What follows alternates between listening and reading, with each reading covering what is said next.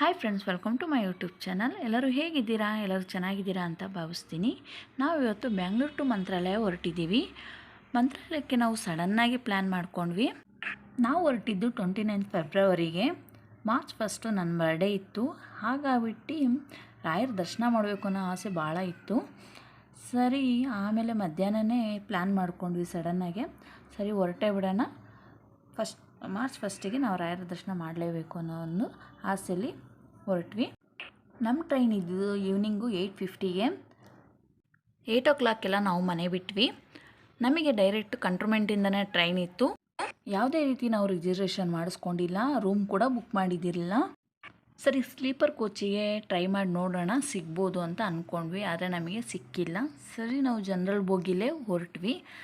ಆದರೆ ಸಿಕ್ಕಾಪಟ್ಟೆ ರಶ್ ಇತ್ತು, ಹೇಳೋಕ್ಕೆ ಆಗಲ್ಲ, ಅಷ್ಟು ರಶ್ ಇತ್ತು. ಕಾಲಿಡೋಕ್ಕೂ ಕೂಡ ಜಾಗ ಇರಲಿಲ್ಲ.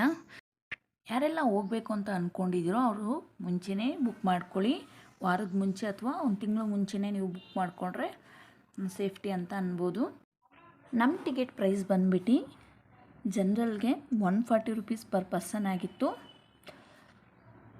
ಸ್ಲೀಪರ್ ಕೋಚ್ ಆದರೆ ನಿಮಗೆ 250ಗೆಲ್ಲ ಸಿಗುತ್ತೆ.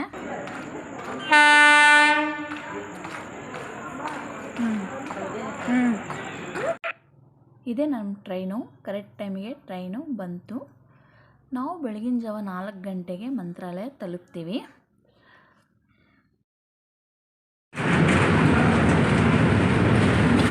ಇವಾಗ ಬೆಳಗಿನ ಜಾವ 5 ಗಂಟೆ ಆಗಿದೆ. ನಾವು ಮಂತ್ರಾಲಯ ತಲುಪಿದ್ದೀವಿ. 1 ಅವರ್ ಲೇಟಾಗಿ ನಾವು ಮಂತ್ರಾಲಯ ತಲುಪಿದ್ದೀವಿ. 3:50ಗೆಲ್ಲ ನಾವು ಇಲ್ಲಿ ಮಂತ್ರಾಲಯದಲ್ಲಿ ಇರಬೇಕಾಗಿತ್ತು. 5 ಗಂಟೆಗೆ ಬಂದು ತಲುಪಿದ್ದೀವಿ. ಇಲ್ಲಿಂದ ನಾವು ಸ್ಟೇಷನಿಂದ ಇವಾಗ ದೇವಸ್ಥಾನಕ್ಕೆ ಹೋಗೋಕ್ಕೆ ಶೇರಿಂಗ್ ಆಟೋದಲ್ಲಿ ಹೋಗಬೇಕಾಗುತ್ತೆ.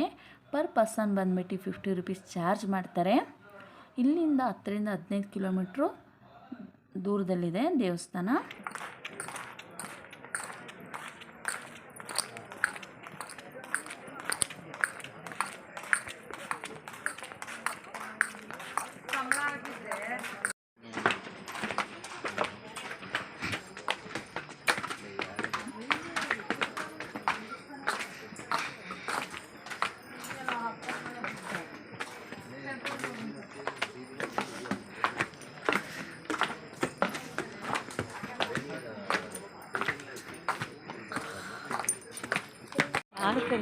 ಅಲ್ಲ,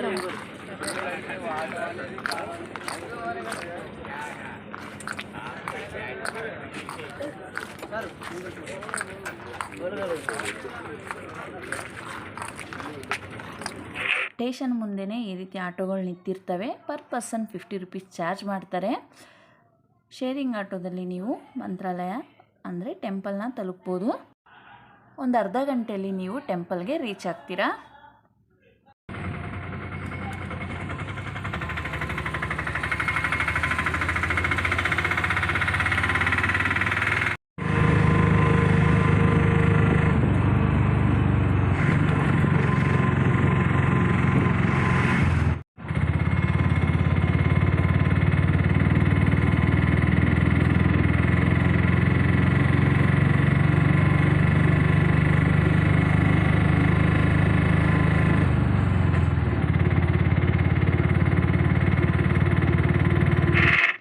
ಇವಾಗ ಬಂದು ನಾವು ಟೆಂಪಲ್ಗೆ ರೀಚ್ ಆಗಿದ್ದೀವಿ. ಕರೆಕ್ಟಾಗಿ ದೇವಸ್ಥಾನದ ಮುಂದೆನೇ ಬಂದು ನಿಮಗೆ ನಿಲ್ಲಿಸ್ತಾರೆ. ನೋಡ್ಬೋದು ನೀವು, ಆರ್ಚ್ ಕಾಣಿಸ್ತಾ ಇದೆ, ಇದೇ ಎಂಟ್ರೆನ್ಸು.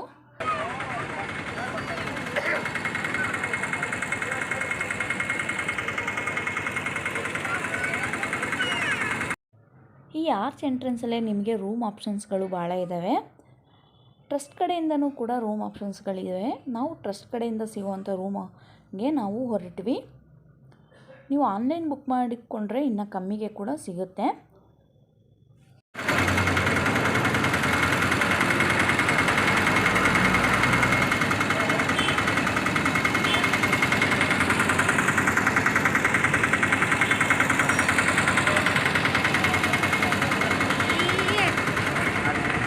ಇದು ನಾವು ಬುಕ್ ಮಾಡ್ಕೊಂಡಿರುವಂಥ ರೂಮ್. ಇದು ಟ್ರಸ್ಟ್ ಕಡೆಯಿಂದ ಸಿಗುವಂಥ ವಸತಿ ಗೃಹಗಳಿವು.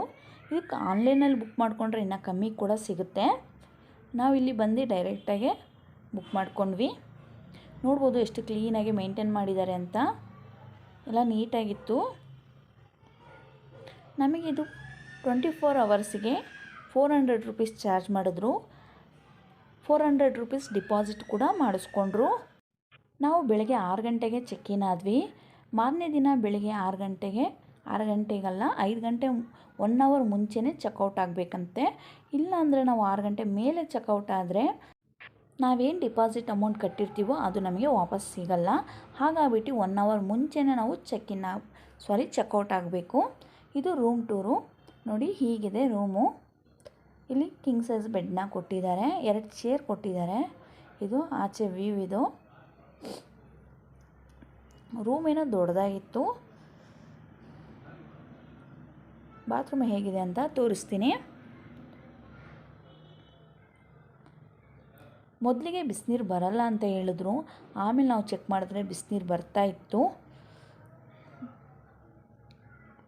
ಈ ರೀತಿ ಇದೆ ರೂಮು.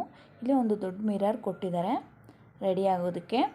ನೆಕ್ಸ್ಟು ನಾವು ರೆಡಿ ಆಗಿಬಿಟ್ಟು ರಾಯರ ದರ್ಶನಕ್ಕೆ ಅಂತ ಹೊರಟ್ವಿ. ನಾವೆಲ್ಲ ಫ್ರೆಶಪ್ ಆಗಿ ಹೊರಟಾಗ 8 ಗಂಟೆ ಆಗಿತ್ತು. ಯಾವುದೇ ರೀತಿ ನಾವು ಬ್ರೇಕ್ಫಾಸ್ಟ್ ಮಾಡಿಲ್ಲ, ಟೀ ಕೂಡ ನಾವು ಕುಡಿದಿಲ್ಲ. ಹಾಗೆ ನಾವು ದರ್ಶನಕ್ಕೆ ಹೊರಟ್ವಿ. ಇದೇ ನೋಡ್ಬೋದು ಎಂಟ್ರೆನ್ಸು ಹೇಗಿದೆ ಅಂತ. ಫಸ್ಟ್ ಟೈಮ್ ನಾನು ಕೂಡ ಬಂದಿರೋದು ಮಂತ್ರಾಲಯಕ್ಕೆ. ಇಲ್ಲಿ ಎಂಟ್ರೆನ್ಸಲ್ಲೇ ನೀವು ಸ್ಲಿಪ್ಪರ್ನ ಬಿಟ್ಬಿಟ್ಟು ಹೋಗ್ಬೋದು. ಇಲ್ಲಿ ಪೂಜೆ ಸಾಮಾನುಗಳು ಮಾರ್ತಾ ಇರ್ತಾರಲ್ಲ ಅವ್ರಗಳ ಹತ್ರನೇ ನೀವು ಬಿಟ್ಬಿಟ್ಟು ಹೋಗ್ಬೋದು. ಇಲ್ಲ ಒಳಗಡೆ ಸ್ವಲ್ಪ ಎಂಟ್ರೆನ್ಸಲ್ಲಿ ನೀವು ಸ್ವಲ್ಪ ಮುಂದೆ ಹೋದರೆ ಅಲ್ಲಿಯೂ ಕೂಡ ಒಂದು ಕೌಂಟ್ರ್ ಮಾಡಿದ್ದಾರೆ, ಅಲ್ಲಿ ಕೂಡ ಹೋಗಿ ಬಿಡ್ಬೋದು. ಅಲ್ಲಿ ಪರ್ ಪೇರ್ಗೆ 5 ರೂಪೀಸ್ ಚಾರ್ಜ್ ಮಾಡ್ತಾರೆ.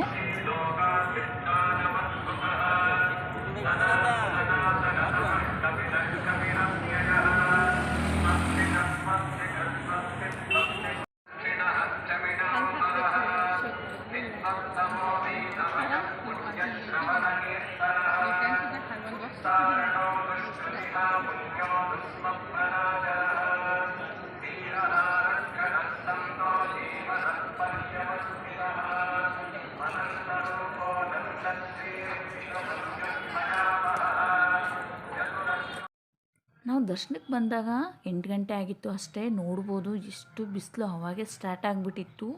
ಇಲ್ಲಿ ಮಾತ್ರ ಸಿಕ್ಕಾಪಟ್ಟೆ ಬಿಸಿಲಿದೆ, ತಡೆಯೋಕ್ಕೆ ಆಗಲ್ಲ, ಅಷ್ಟು ಸೆಕೆ ಆಗ್ತಾಯಿತ್ತು. ಇಲ್ಲಿ ನೋಡ್ಬೋದು ಹೆಣ್ಮಕ್ಳೆಲ್ಲ ಕೈಯಲ್ಲಿ ಇದಿಟ್ಕೊಂಡು ಓಡಾಡ್ತಾ ಇದ್ದಾರೆ. ಇವರು ಹಣೆಗಳಿಗೆ ನಾಮನ ಇಡ್ತಾರೆ, 5 ರೂಪಾಯಿ ಚಾರ್ಜ್ ಮಾಡ್ತಾರೆ ಅಷ್ಟೇ. ಮತ್ತು ಫೋಟೋಗಳನ್ನೆಲ್ಲ ಮಾಡ್ತಾ ಇರ್ತಾರೆ ಇಲ್ಲೇ ಮುಂದ್ಗಡೆನೆ. ಆಮೇಲೆ ನಾವು ದರ್ಶನಕ್ಕೆ ಅಂತ ಒಳಗೆ ಹೊರಟ್ವಿ. ನಾವು ಅಂದ್ಕೊಂಡ್ವಿ ಜಾಸ್ತಿ ಜನ ಇರ್ತಾರೆ, ದರ್ಶನಕ್ಕೆ ಲೇಟ್ ಆಗ್ಬೋದು ಅಂತ ಅಂದ್ಕೊಂಡ್ವಿ. ಆದರೆ ಜಾಸ್ತಿ ಜನ ಏನು ಇರಲಿಲ್ಲ, ಆರಾಮಾಗಿ ದರ್ಶನ ಆಯಿತು. ಭಾಳ ಚೆನ್ನಾಗಿ ದರ್ಶನ ಆಯಿತು. ಹತ್ರದಿಂದ ನೋಡಿದ್ವಿ ದೇವ್ರನ್ನ. ನನಗೆ ಭಾಳನೇ ಖುಷಿ ಆಯಿತು ಇಷ್ಟು ಹತ್ರದಿಂದ ದರ್ಶನ ಆಗಿದ್ದು. ಒಳಗಡೆ ಯಾವುದೇ ರೀತಿ ಫೋಟೋಗಳು ತೆಗೆಯೋ ಹೋಗಿಲ್ಲ, ಹಾಗೆ ವೀಡಿಯೋಗಳು ಕೂಡ ಮಾಡುವ ಹೋಗಿಲ್ಲ ಅಂತ ಅನೌನ್ಸ್ಮೆಂಟ್ ಮಾಡ್ತಾಯಿದ್ರು. ಆದರೂ ಕೂಡ ನಾನು ಸ್ವಲ್ಪ ವೀಡಿಯೋಗಳನ್ನ ಮಾಡಿಕೊಂಡೆ.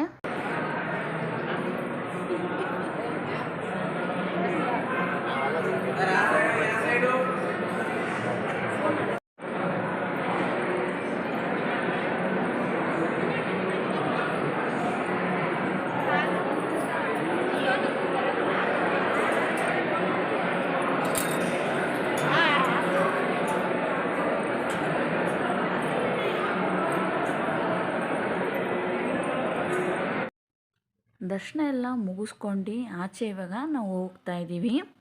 ದರ್ಶನ ಅಂತೂ ಭಾಳ ಚೆನ್ನಾಗಾಯಿತು, ಭಾಳ ಖುಷಿಯಾಯಿತು. ಅಲ್ಲಿಂದ ನಾವು ಇವಾಗ ಅನ್ನಪ್ರಸಾದಕ್ಕೆ ಅಂತ ಹೊರಟಿದ್ದೀವಿ.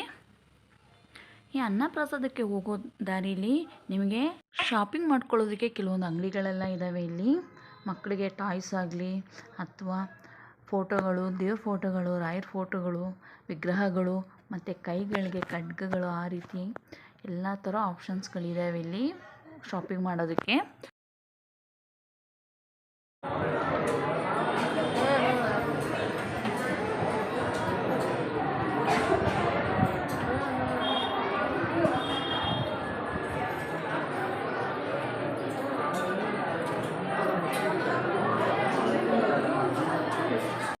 ಅನ್ನಪ್ರಸಾದ ಸ್ಟಾರ್ಟ್ ಆಗೋದು ಬೆಳಗ್ಗೆ 11 ಗಂಟೆಯಿಂದ ಮಧ್ಯಾಹ್ನ 2 ಗಂಟೆ ಗಂಟ, ಸಂಜೆ ಈವ್ನಿಂಗ್ 7 ಗಂಟೆಯಿಂದ ರಾತ್ರಿ 10 ಗಂಟೆ ಗಂಟ.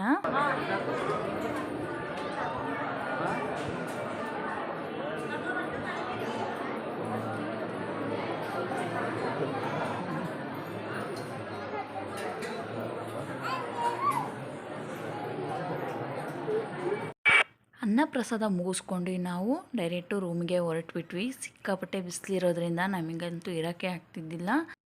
ನೈಟು ನಮಗೆ ನಿದ್ದೆ ಇಲ್ಲದೆ ಕಾರಣ ನಾವು ಮಧ್ಯಾಹ್ನ ಹೋಗ್ಬಿಟ್ಟು ಚೆನ್ನಾಗಿ ರೆಸ್ಟ್ ಮಾಡಿದ್ವಿ. ಆಮೇಲೆ ಈವ್ನಿಂಗ್ ಮತ್ತೆ ನಾವು ದೇವಸ್ಥಾನಕ್ಕೆ ಹೊರಡೋಕ್ಕೆ ರೆಡಿ ಆದ್ವಿ. ಮಧ್ಯಾಹ್ನ ನಾವು ಲಂಚ್ ಮಾಡಿದ್ದಿಲ್ಲ, ಹಾಗಾಗ್ಬಿಟ್ಟು ಈವ್ನಿಂಗ್ ಹೋಗ್ತಾನೆ ನಾವು ಲಂಚ್ ಮಾಡ್ಕೊಂಡು ಕೂಡ ಹೋದ್ವಿ. ಇಲ್ಲಿ ಒಂದು ವೆಜ್ ರೆಸ್ಟೋರೆಂಟ್ ಇತ್ತು, ಅಲ್ಲಿಗೆ ಬಂದು ನಾವಿಲ್ಲಿ ಇವಾಗ ಊಟ ಮಾಡ್ತಾಯಿದ್ದೀವಿ. ನಾನೊಂದು ಫ್ರೈಡ್ ರೈಸ್ನ ತರಿಸ್ಕೊಂಡಿದ್ದೆ. ನಾನು ನನ್ನ ಮಗಳು ಹಾಫ್ ಶೇರ್ ಮಾಡ್ಕೊಂಡು ತಿಂತಾಯಿದ್ವಿ. ಯಾಕಂದರೆ ಟೈಮು ಕೂಡ ಆಗೋಗಿತ್ತು, ಹಾಗಾಗ್ಬಿಟ್ಟು ಜಾಸ್ತಿ ತಿನ್ನೋಕ್ಕೆ ಕೂಡ ಆಗ್ತಿದ್ದಿಲ್ಲ. ನಾನು ಮತ್ತು ಇನ್ನೂ 2 ಪ್ಲೇಟು ಪರೋಟ ಕೂಡ ಆರ್ಡ್ರ್ ಮಾಡಿದ್ವಿ, ಹಾಗೆ ಒಂದು ಗೋಬಿ ಕೂಡ ಆರ್ಡ್ರ್ ಮಾಡಿದ್ವಿ. ನಾನು ಸ್ವಲ್ಪ ಫ್ರೈಡ್ ರೈಸ್ನ ತಿಂದು ಸ್ವಲ್ಪ ಗೋಬಿನ ತಿಂದೆ. ಸರಿ, ಅಲ್ಲಿಂದ ನಾವು ಲಂಚ್ ಮುಗಿಸ್ಕೊಂಡು ಮತ್ತೆ ಈವ್ನಿಂಗ್ ದೇವಸ್ಥಾನದ ಕಡೆ ಹೊರಟ್ವಿ. ಈವ್ನಿಂಗ್ ಮಾತ್ರ ಭಾಳ ಚೆನ್ನಾಗಿರುತ್ತೆ ನೋಡೋದಕ್ಕೆ, 2 ಕಣ್ಣು ಸಾಲಲ್ಲ. ಆ ಲೈಟಿಂಗ್ಸು ಅದು ಸಿಕ್ಕಾಪಟ್ಟೆ ಚೆನ್ನಾಗಿತ್ತು ನೋಡೋದಕ್ಕೆ. ಇವಾಗ ಎಂಟ್ರೆನ್ಸಲ್ಲಿ ಶ್ರೀರಾಮನ ವಿಗ್ರಹ ಕೂಡ ಇತ್ತು, ಅದು ಭಾಳ ಚೆನ್ನಾಗಿತ್ತು. ಲೈಟಿಂಗ್ಸಿಗೆ ಮಾತ್ರ ಅದು ಸೂಪರಾಗಿ ಕಾಣಿಸ್ತಾ ಇತ್ತು. ಈವ್ನಿಂಗ್ ಇಲ್ಲಿ ಬಂದು ಕೂತ್ಕೊಂಡ್ರೆ ಎದ್ದು ಹೋಗೋದಕ್ಕೆ ಮನಸ್ಸೇ ಆಗಲ್ಲ, ಅಷ್ಟು ಚೆನ್ನಾಗಿರುತ್ತೆ. ಹಾಗೆ ಫೋಟೋ ತೆಗೆಸ್ಕೊಳೋದಕ್ಕೆ ಅಥವಾ ವಿಡಿಯೋ ಮಾಡ್ಕೊಳ್ಳೋದಕ್ಕೆ ಒಳ್ಳೆ ಟೈಮ್ ಕೂಡ. ನಾವಿಲ್ಲಿ ಪಂಚಮುಖಿ ದೇವಸ್ಥಾನ ಹಾಗೆ ನಾನು ಕೆಲವೊಂದು 3-4 ದೇವಸ್ಥಾನಗಳಿತ್ತು, ಅಲ್ಲಿಗೆ ಕೂಡ ಹೋಗಬೇಕಾಗಿತ್ತು. ಆದರೆ ನಾವು ಹೋಗಿಲ್ಲ, ನಮಗೆ ಟೈಮ್ ಇದ್ದಿದ್ದಿಲ್ಲ. ಒಂದೇ ದಿನಕ್ಕೆ ಮತ್ತೆ ನಾವು ವಾಪಸ್ ಹೋಗಬೇಕಾಗಿತ್ತು. ಇಲ್ಲೇ ನಿಮಗೆ ಎಂಟ್ರೆನ್ಸಲ್ಲೇ ನಿಮಗೆ ಪಂಚಮುಖಿ ದೇವಸ್ಥಾನಕ್ಕೆ ಮತ್ತು ಬೇರೆ ಕೆಲವೊಂದು ದೇವಸ್ಥಾನಕ್ಕೆ ಇಲ್ಲೇ ಕೂಗ್ತಾ ಇರ್ತಾರೆ ಆಟೋದವರು. ಇಲ್ಲಿಂದನೇ ಆಟೋದವ್ರು ಕರ್ಕೊಂಡೋಗಿ ಮತ್ತೆ ಕರ್ಕೊಂಬಂದು ಬಿಡ್ತಾರೆ. ನಾವು ಹೋಗೋಕ್ಕಾಗಿಲ್ಲ, ಯಾಕಂದರೆ ಮಕ್ಕಳಿಗೆ ರಜೆ ಹಾಕಿಸ್ಕೊಂಡು ಕರ್ಕೊಬಂದಿದ್ವಿ. ಹಾಗಾಗ್ಬಿಟ್ಟು ಮತ್ತು ಅದೇ ದಿನ ಮತ್ತೆ ವಾಪಸ್ ಹೋಗಬೇಕಾಗಿತ್ತು. ಹಾಗಾಗ್ಬಿಟ್ಟು ನಾವು ಹೋಗಿಲ್ಲ. ನೆಕ್ಸ್ಟ್ ಟೈಮ್ ಬಂದರೆ ನಾವು ಅದನ್ನು ಹೋಗಿ ಕವರ್ ಮಾಡ್ತೇವೆ. ನೈಟ್ ಅಲ್ಲಿಂದನೇ ನಾವು ಹೊರಟ್ಬಿಟ್ವಿ. ನೈಟ್ ನಮಗೆ ರಿಟರ್ನ್ ಟ್ರೈನ್ ಇತ್ತು. ಅಲ್ಲಿಂದ ನಾವು ಹೊರಟು ಬೆಳಗಿನ ಜಾವ ಬೆಂಗಳೂರಿಗೆ ಅಂದರೆ ಕೃಷ್ಣರಾಜಪುರಕ್ಕೆ ಬೆಳಗಿನ ಜಾವ 5 ಗಂಟೆಗೆ ಬಂದು ನಾವಿಲ್ಲಿ ತಲುಪಿದ್ವಿ. ಬೆಂಗಳೂರಿಂದ ಮಂತ್ರಾಲಯ ಹೋಗುವಾಗ ಸಿಕ್ಕಾಪಟ್ಟೆ ರಶ್ ಇತ್ತು ನಮಗೆ.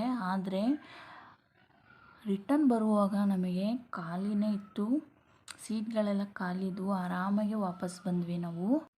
ಆರಾಮಾಗಿ ನಾವು ಮಲ್ಕೊಂಡು ಯಾವುದೇ ರೀತಿ ಕಷ್ಟನೇ ಆಗಿಲ್ಲ ನಮಗೆ ಬರುವಾಗ. ಆರಾಮಾಗಿ ಮತ್ತೆ ನನಗೆ ಭಯ ಆಗಿಬಿಟ್ಟಿತ್ತು, ಹೇಗಪ್ಪ ಇವಾಗ ಮತ್ತೆ ಬೆಂಗಳೂರಿಗೆ ಹೋಗೋದು ಅಂತ. ಆದರೆ ದೇವ್ರ ದಯದಿಂದ ನಮಗೆ ಯಾವುದೇ ರೀತಿ ರಶ್ಶೇ ಇರಲಿಲ್ಲ, ಎಲ್ಲ ಖಾಲಿ ಇದ್ದು ಸೀಟ್ಗಳು. ಆರಾಮಾಗಿ ಮಲ್ಕೊಂಡು ಬಂದ್ವಿ ನಾವು. ಬೆಳಗಿನ ಜಾವ 5 ಗಂಟೆಗೆ ಬಂದು ನಾವು ಕೃಷ್ಣರಾಜಪುರಂನ ತಲುಪಿದ್ವಿ. ಈಗ ನಾವು ಆಚೆ ಹೋಗ್ತಾ ಇದ್ದೀವಿ, ಟ್ರೈನ್ ಇಳಿದ್ಬಿಟ್ಟು. ಫ್ರೆಂಡ್ಸ್, ಈ ವಿಡಿಯೋಯಿಂದ ನಿಮಗೆ ಸ್ವಲ್ಪ ಆದರೂ ಹೆಲ್ಪ್ ಆಗಿದೆ ಅಂತ ಅಂದ್ಕೊತೀನಿ. ಯಾರೆಲ್ಲ ಮಂತ್ರಾಲಯ ಹೋಗಬೇಕು ಅಂಥವ್ರಿಗೊಂದು ಚಿಕ್ಕದಾಗಿ ಐಡಿಯಾ ಸಿಕ್ಕಿದೆ ಅಂತ ಅಂದ್ಕೊತೀನಿ. ಈ ವಿಡಿಯೋ ಇಷ್ಟ ಆಗಿದರೆ ಲೈಕ್ ಮಾಡೋದನ್ನು ಮಾತ್ರ ಮರಿಬೇಡಿ. ಹಾಗೆ ನನ್ನ ಚಾನಲ್ನ ಸಬ್ಸ್ಕ್ರೈಬ್ ಮಾಡ್ಕೊಂಡು ಸಪೋರ್ಟ್ ಮಾಡಿ ಅಂತ ಕೇಳ್ಕೊತೀನಿ. Thank you for watching.